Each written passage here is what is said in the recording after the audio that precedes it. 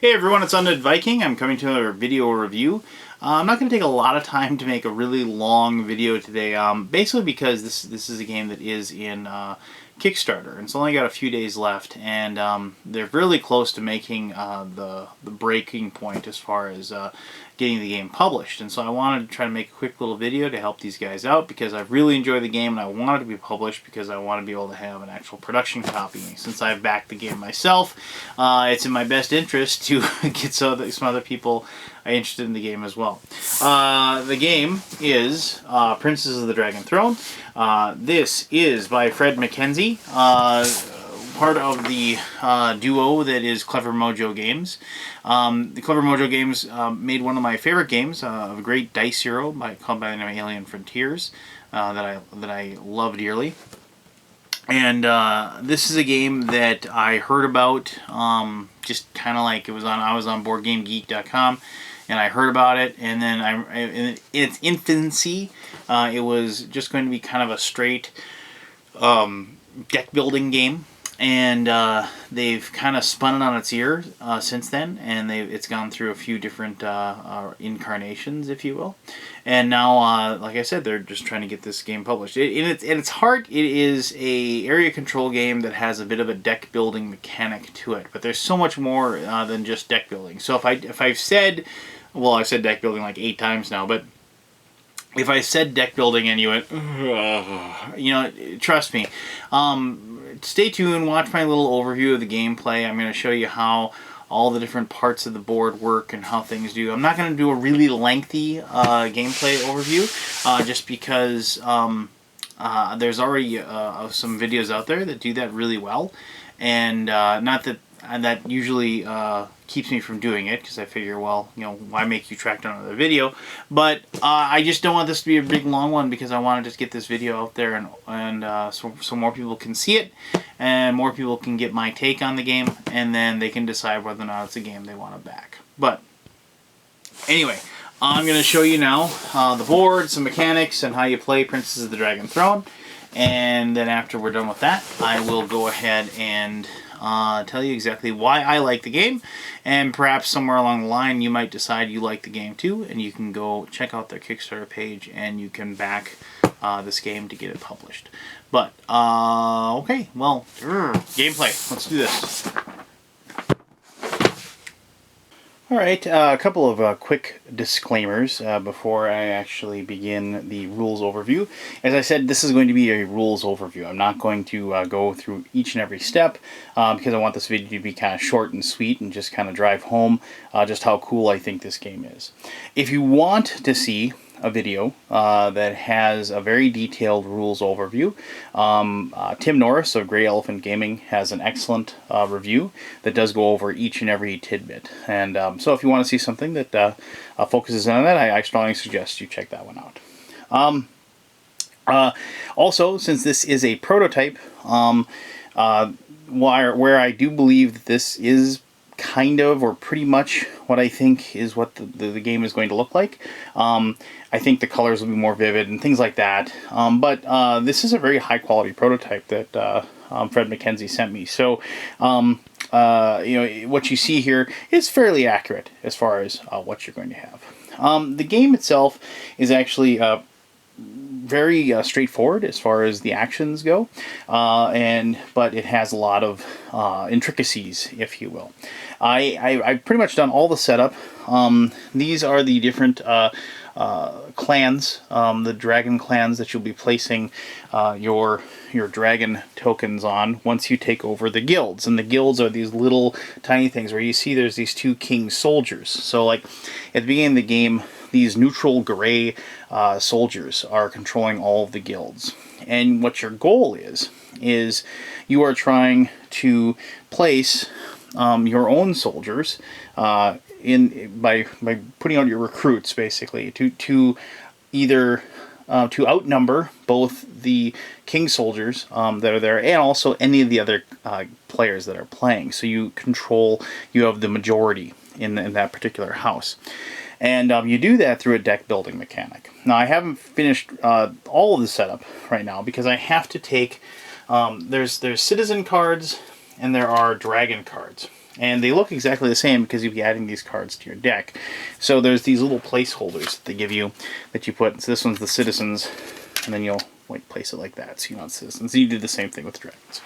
But to begin the game, you take 3 citizens and you take 3 dragons, and you're just gonna shuffle them up, and then you'll see there's these spots for the cards in the different regions. And these are the colors and the race are fairly important because that determines where you're able to influence other spots on the board. So kobolds, I believe these are the goblins or the orcs. No, they're the goblins, sorry. Trolls, humans, elves, dwarves. So we just take these and we place these down. And these are the opening recruits that are available for people to bring in. I apologize. The board is really huge, so you can't really see this guy over there, so I apologize for that. But so you place these down, and after I get them all out, I'm just going to show you them really quick so you can see what they are and how they work. So here we have a dragon. The color up here, the green, that's like the green clan. When you play the card, he eats 1 sheep. That's what it costs to play him. And if you use him to gather resources, he'll get you 2 influence. To originally buy him into your card or deck, you need to spend 6 gold to get him. Now here's a citizen, and you'll see this is a dwarf royal. Down here you can see it costs 11 influence to get him, not money, and he'll get you 3 points just by drafting him into your hand. And you notice when you use him to gather resources, he is worth 3 gold, and he gets you a sheep. And these 2 icons up here denote that he is a dwarf, and he is also a royal. And so when you have these cards, that denotes later on one of the actions you have is to deploy your supporters. And so if you play this card to deploy supporters, you have the option of placing them in those locations. The dragon only has the one option. Either it's got to be either a green kingdom, like here in the elves, or a green guild, like you would find like these sorcerer guilds or whatever. And but there's a very distinct difference between what you can do, and that's why the dragon may not have multiple colors, but it has a different ability than the citizens. But I'm getting a little bit ahead of myself, so let's just take a step back. And as with any deck building game, you start with 10 basic cards. You know they're basic cards because they're gray up here, meaning that they don't actually represent any specific guild or location. So you won't be able to use these cards for some of the stronger actions. Okay, well, if you've played any kind of deck builders, exactly how it works shouldn't be any big surprise to you. You have 10 cards, you take the first 5 off the top, and then you just put these down. And so then you have your starting deck of 5 cards. And so different things will give you different abilities, but mostly with these starting ones, you'll be using them to at the start you're using them to gather resources, so you're able to get more resources that allow you to recruit the better cards that are out there. So gathering resources is really simple. You just pick which cards. You can pick of your hand of 5. You can't just lay like all 5 down, but you can pick 3 of them out, and you play 3 in any way you want. You'll notice that, like, to play the dragons, I gotta feed them a sheep, and you do start with 3 of each resource. There's the gold, favor, and sheep, so if you didn't have a sheep, like, you could play this card first, which earns you a sheep and a gold, and then you'd have a sheep to feed that guy, if you will, and so you can gain the favor. So a lot of times what you'll do is you'll look out here and you'll look and find the person that you think you're going to want, and you're going to want to make enough gold or what have you to be able to recruit that particular dragon or citizen. So one action, easy. Take 3 cards, discard them, collect the resources. Person's next turn. Another option you have is actually to recruit, as I said. And once again, recruiting is fairly straightforward. You look in your you spend your resources that you've collected to choose one of the things out there that you have, and so you just spend the resources.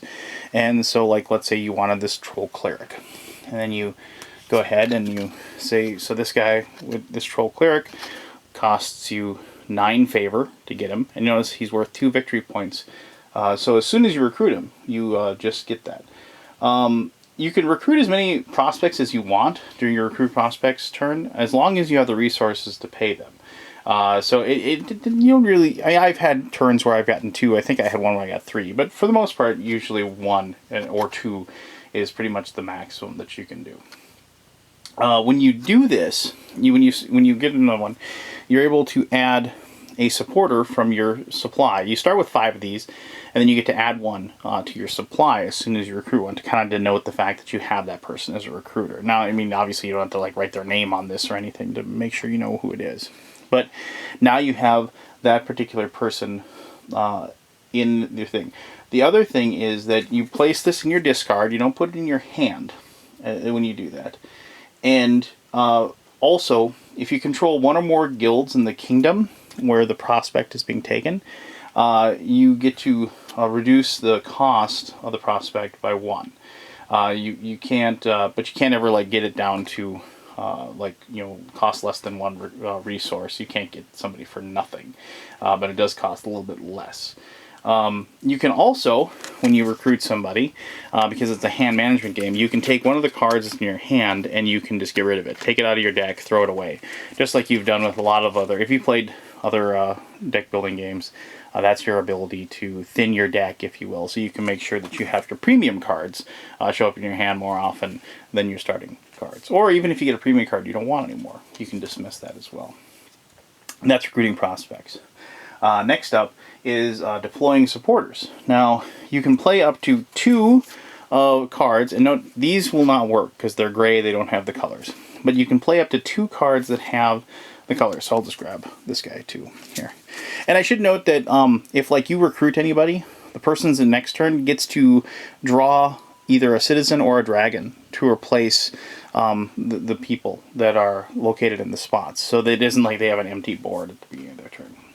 But so here, like if you had these 2 and you were going to use these to deploy supporters, really easily, you use a citizen to place one of your supporters in the kingdom or the guild that matches one or both of the kingdoms or the guilds that is on that spot. So you take one of these little supporter dudes, and because he's a troll, you could place it anywhere in the troll, any of these locations. And because he's a cleric, you can place it in any of the spots that have the cleric icon. Like you could place one right there if you wanted. And so, or actually, because I want to show you something, let's go ahead and let's put it down here in the green spot right there. And so then that would be in that location. And I'd actually like to say, even though I'm not going to show it to you, once all these spots start getting filled up with tons of different colors, the game looks really awesome. But anyway, so with a dragon, however, the dragon recruit, you can replace a King's Guard pawn with one of your supporter pawns in a kingdom or a guild that matches the color that's green. So he can put it in any of the green spots, like these over here, or anyone in the green location. But you, have to feed them. Remember, you have to make sure you pay them the sheep that they want to eat. And then you, but you have to replace a King's Guard soldier or whatever with one of your spots. So if there isn't a grade soldier in that spot, you can't do it. But this is cool because what I can do is I can go ahead and remove that one, and I can place that guy there. And because I now outnumber the King's Guard in that location, oh, and I should mention you get to keep this because these are like a resource that you'll be able to use, and I'll explain that in a moment. But now I'd be able to take control of that guild, and so I place one of my little action pawns like that. Now when you take over a guild, one of the cool things happens is you immediately gain some points, which you gain 2 points just for taking over the guild. You get to add a favor card to your discard pile. So you take one of these cleric favor cards, like so. And each of these favor cards has a special ability. They kind of break the rules. And there's one for soldiers, royals, sorcerers, shepherds, and merchants, and of course clerics. And you add that to your discard. And then you also get to add one of your dragon lords, one of these guys. And they're really awesome. You know, good chunky wooden pieces. But you get to add a dragon lord to the house. And so you go up here and you go ahead and you place that. And there's 5 locations in each of these. Now, if this was full, I'd have to move one of the dragon lords out of the spot. You can do it. You can just move it. And it doesn't have to be yours. It can be somebody else's. You can move it to somewhere else. And then you take the spot in that particular location. And that's how, really simply, how that whole works. And you'll notice the game is kind of like you're climbing a mountain, if you will. It's like, okay, I gotta get resources. Now I gotta use those resources to buy cool cards. Now I gotta use these cool cards to take over guilds. Now I gotta take over guilds to take over the spots in the middle. And the game continues until every single one of these spots in the middle has been filled. And once they're filled, the game ends immediately, and then you total up whoever controls the most of the whole area. But I'll explain scoring here in just a quick moment. Finally, the last action you can take is just called maneuvering your supporters. And when you maneuver supporters, you're able to take 2 of your supporter pawns from any of the spots and move them to any open guild space on the board. So, and this is, I think, is in the game because there'll be certain times when your supporters will be in spots where you can't take over the guild. It's just not going to happen just because other people are too strong, or you don't have the cards that are going to allow you to do it. And so you're able to move your supporters somewhere else where they'd be more helpful. It doesn't kind of jam you, if you will. And that's actually, I really appreciate that part of the game. Now, I mentioned I got to collect this. You can use these to take a King's Guard action. Now, this is remember the first 4 actions I showed you. You can only do one of those. This is as long as you have these, you can spend them and you can do optional actions. Really simply, you can pay King's Guard token to draw 2 new prospect cards from either the citizen or the dragon or both. Just one, but you only get 2. You can't take 2 from each. And then you can then take those and you can place them over the cards there. They don't replace them. They just get placed over the top of the card. So you can put them over a card that maybe you think somebody else will want, things like that. And sometimes it's better to do that at the beginning of your turn, so then maybe you'll have better options as far as what you can purchase. You can pay one of these to move a prospect card from within a stack to put it on the top of the stack. So if somebody's buried a card that you want, you can then play it. Or you can pay one of these to discard any number of cards from your hand. But this is only a discard only. You can't do that like at the beginning of your thing and get 5 new cards. What with that is that you'll do that because normally you can't really discard your cards. Unlike a lot of deck builders where you just discard all the rest of your cards in your hand, and this one you really can't. And so if you've got a lot of cards you don't like and you just want to get them out of your hand, so you can draw 5 new ones, you'll do this at the end of your turn. If you have a guild favor card in your hand, you can, I just dropped my cards, but you can play a guild favor card if you have them. This is like one of those optional actions. So, and just quickly, I'm just going to really quickly tell you what each of the guild favors are. The soldier's favor, I should maybe I'll grab that card and show you. I'll grab one of each so I can just show you each one here real quickly. I do apologize. I already have a cleric's favor, so I wanted to show you that one. But quickly, with the soldier's favor card, you'll notice that there's like the King's Guards over there. With the soldier's favor, you can move 2 King's Guards that are on the board to a new location on the board to kind of maybe block somebody, or you can just take them and put them in your supply, so then you'll be able to actually use them for those extra actions, which I think is pretty awesome. With a royal's favor, you can move any dragon lord on the board to any available space. So dragon lords over here, you can just move them, and then you can move your opponents as well. This is kind of cool. The sorcerers, you get to roll the sorcery dice. Yes, there's dice in the game. And you roll the sorcery dice, and depending on the icons that show up, like so, you're able to move one of your supporter pawns or add a supporter a pawn in or move an opponent's support pawn in a location that matches the kingdom or the guild. So once again, pretty simple. You know, you're just able to add or move your supporters around and try to jockey for position. Shepherd's Favor, really simple. You just get 4 sheep. Merchant's Favor, also really simple. You get to pick one of these resources, and you get to take one, and you get 3 of it. And oh, I dropped my clerics, like I said. And the Cleric's Favor, which I've already showed you. With Cleric Favor, you can move any 2 supporter pawns, yours or somebody else's, to a new location on the board. So you can, once again, do that to move yourself to a better location or move somebody out of a location, so you can then take over the guild that they had controlled. After that, like, you can also then use a Clan Favor card as your little bonus that you get. And the Clan Favor is gained when a Parliament action is taken. I guess I'm sorry, I'll put that down. I'm kind of skipping ahead. But Clan Favors are able to, like, your Clan bonus is one of these. And they just break the rules, basically. Now, the only way you get a Clan bonus is if it's these spots in the middle, right here. And you'll notice on the scoring track there's all these little spots, these little red locations, and those are called Parliament spots. And when Parliament happens, you return all of the Clan House cards to the middle, so nobody would have any of these and the little bonuses that they give.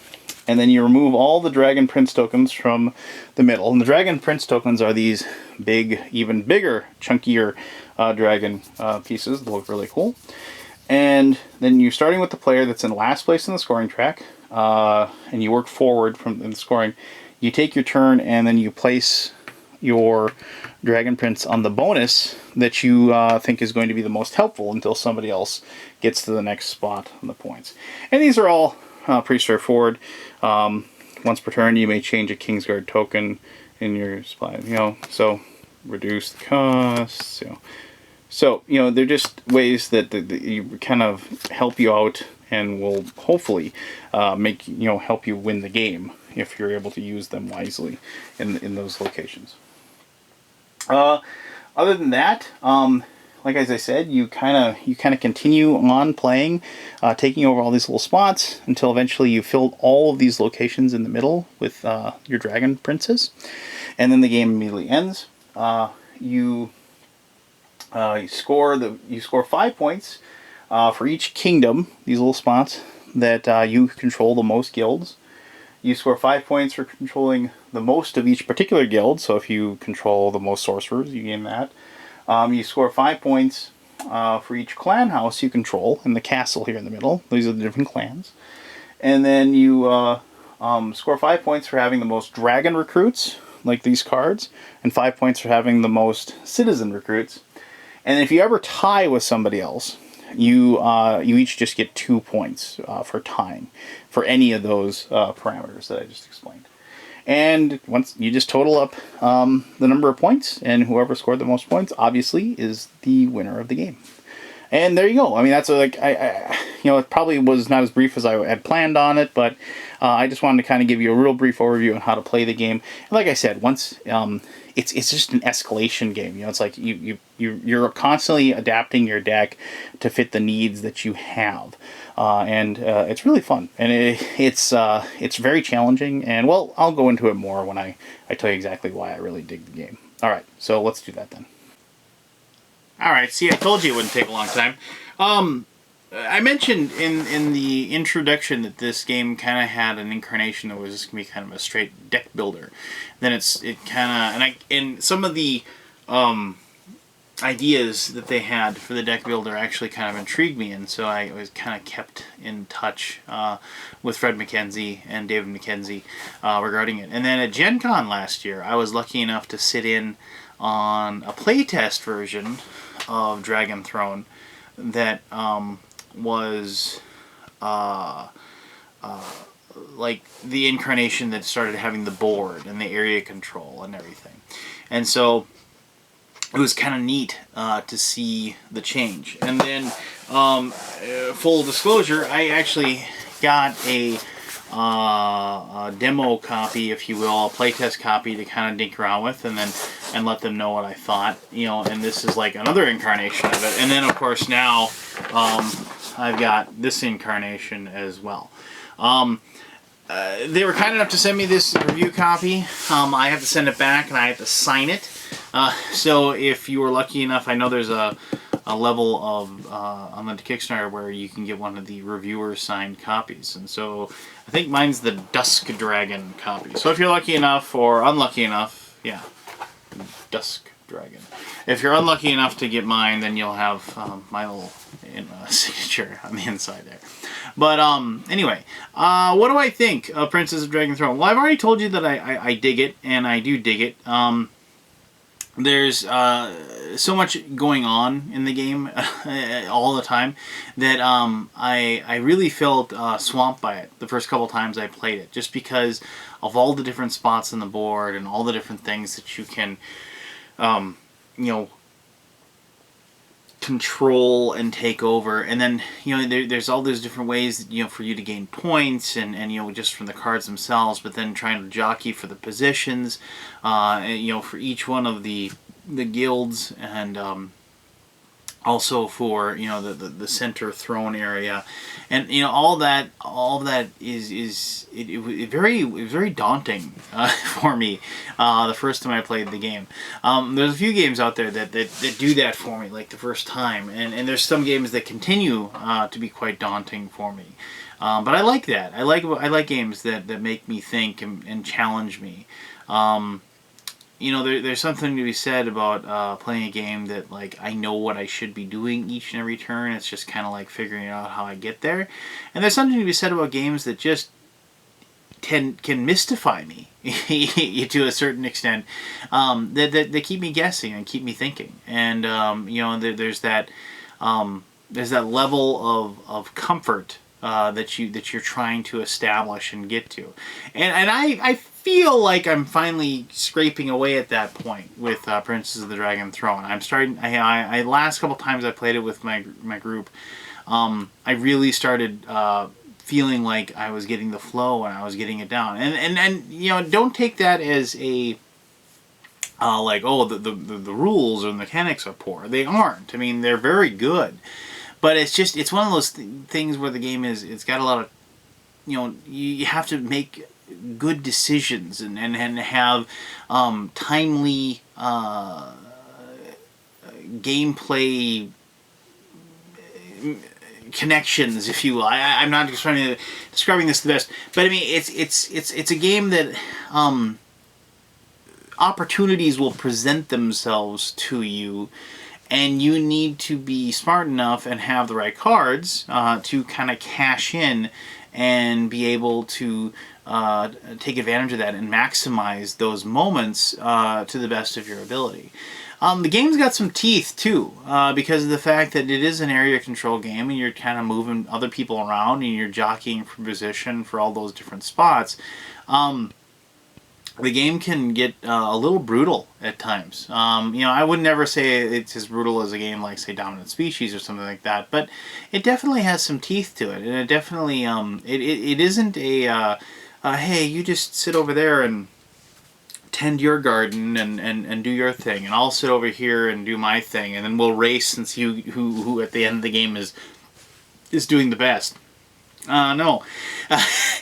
This is definitely a game that you know, there's definitely some turns when you and your buddies are trading body blows back and forth. You know, not, I mean, like literally combat in the game, but I mean, there's definitely moments where your plans and you kind of like set up exactly how you want to be and where you want to be and doing what you want to do, and somebody has a turn where they start messing with you, and now you got to change that up and do something new. And I like that. I mean, I don't want to be able to you know, set up my path and then see how well I can what's the word? How elegantly I can travel down that path and see if I score more points. I mean, I like games with a little bit of conflict and a little bit of a push and shove, if you will. You know, I guess the artwork's great. The components, I love them. They're nice, thick, blocky wood, and I mean, I think, as I said in the overview of the rules, I mean, it looks pretty much like it's going to look. Obviously, they'll tweak it a little bit once it gets published, but you know, I dig all the different like little factions, little races. You know, I dig the fantasy theme. I dig just how well after it's one of those games that, and this conclusion's got a little bit longer than I wanted to, but it's a game that has a non-complex rule set, but has that, I mentioned this in other reviews, like that peeling the onion thing, where here's the rules, you'll learn them within a turn or two of what you're doing, but it's when the rules kind of fall away because you know exactly what you're doing, and the game opens itself up to you. You start peeling the onion, you find the layers, and you find the intricacies of the game, and that's what puts a game back on my table. You know, puts a Euro back on my table is when, like, I put the game away and I sit there and I think, and I inevitably lose because I haven't won a single game of this yet, but I think, what could I have done differently? What could I have changed? What should I have done? Should I have focused on this? Should I have tried that? Did I just draw bad cards? You know, I guess, you know, I always try to say, who is this game for? This game's for a medium to, I'd say, lighter, heavy stage Euro. If you like deck building and card management and area control, this is definitely a game you want to check out, if not back. You know, I can't imagine if you're that genre of a game player and you like that type of Euro, I can't imagine you not enjoying this game. You know, if I'd even go to say, I know a lot of people don't, some people don't like the deck building mechanic because of the fact that, oh, I drew bad cards or whatever. I didn't really ever get that feeling. I mean, there were some situations where I was like, oh, you know, I really needed to get more sheep this turn, or I really needed to get gold, or, you know, and those things, because I really wanted to buy, like, that card or that citizen out there. And, you know, and that happens, but you know, I don't want to play a game where it's just like, oh yeah, you can do that, go ahead. You know, oh, you didn't get exactly what you wanted, change it up, figure it out, do something different, challenge yourself, and that's what this game does for me. So, like I said, it's a challenging game, lots of replay value, and you definitely, like I said, you get to be up against each other, and be able to mess with other people, and you watch other people mess with you as well, and I like that, and I think more Euros or, you know, non-thematic games, I guess, or whatever you want to call them, I think need more direct conflict in them. I think that's an untapped genre of the designer games. That's another word for it, right? You know, not Euro, but designer games. That needs to be explored. And Princess of the Dragon Throne does that amazingly well. So, there you go. Please check out the Kickstarter. Figure out if it's something you want to back. And hopefully we can get it successfully funded, and then we can all enjoy our games once they get printed off and sent to us. So, as always, leave your comments, your concerns, your ideas, whatever you want to say. I will try to answer those to the best of my ability. If you are watching this on just YouTube, I do try to answer my YouTube comments. It doesn't really happen as often as I wish, just because I get kind of spammed with those a lot. But I will try to get to you. If you really want an answer to anything I have a question about, I strongly suggest just going to BoardGameGeek.com, and if you aren't a member, sign up for it and post your question on the video there, because I tend to answer those more often. Alright, well, thank you very much for sitting through this video and watching this. Until next time, this has been Undead Viking, and I really appreciate you taking the time to watch my reviews. Anyway, as always, you have yourself an awesome day. I will talk to you soon. Like, with the next review. Alright, bye-bye now.